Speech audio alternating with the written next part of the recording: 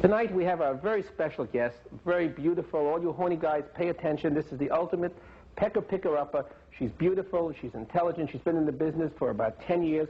We are very glad to have tonight Kay Parker.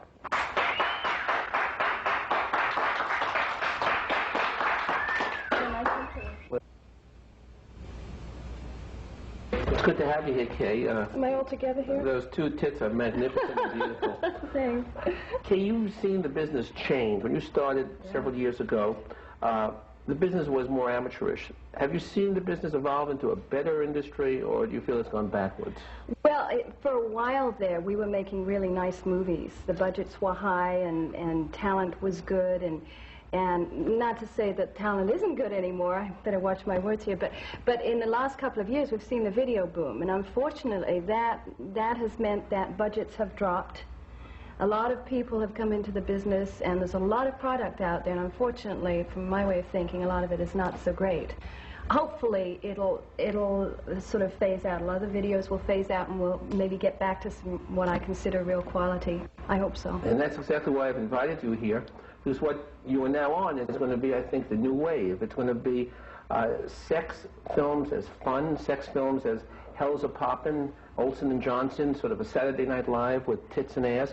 And we're going to aim something for a younger, hipper audience. And that's the other thing I wanted to ask you. In spite of the fact that I think this will have a light touch and a raunchy touch, do you think a sex film can do any good? Can it teach somebody something that's useful? Oh, absolutely. A lot of the feedback that I get when I go out into the world out there and talk to people is that a lot of people really look to adult films for sexual instruction.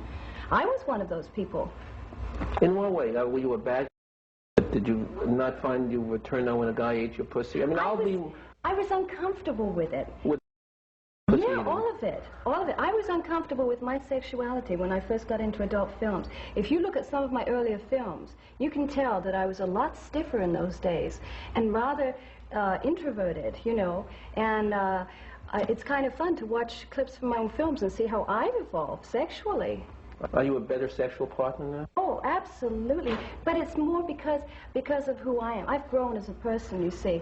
And as you grow in life, as you mature, I think, you know, you become more comfortable with yourself and your own sexuality, and it's like a good wine, you know, it just matures. Well, I see you sort of like a Latour in 1966. But do you think that most women out there in Videoland know how to suck a guy's, know how to bring him off, know how to give him pleasure? Do you think most women and most guys are bad?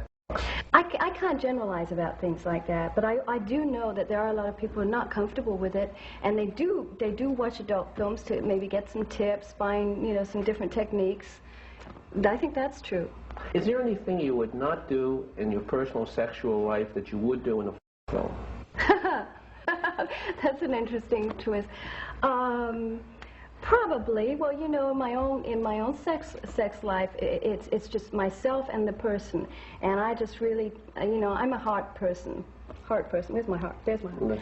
And you know, so I check into the person's heart, and we communicate from that angle. And then the sex is just the icing, you know, on the cake, and it's great and satisfying.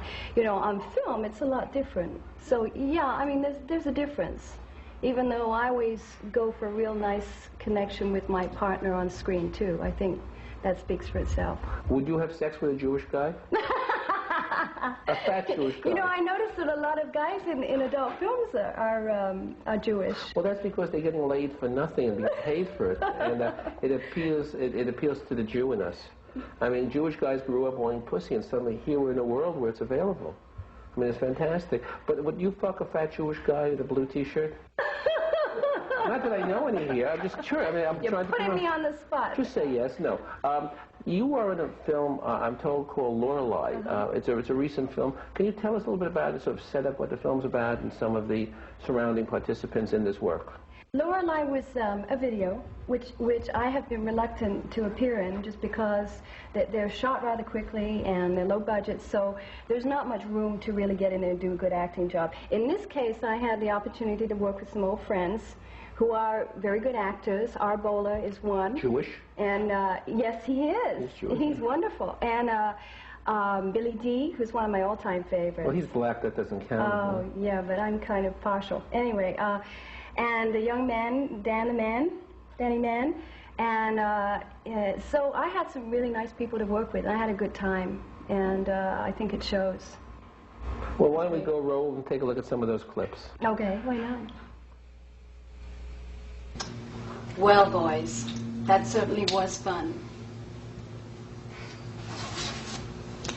But now that I have my designs back, the show must go on. Don't worry, Lance, darling. I'm going to design a gown especially for you in my fall collection. Now, just remember one thing. Never underestimate the powers of a woman. And never, never underestimate the powers of Lorelei.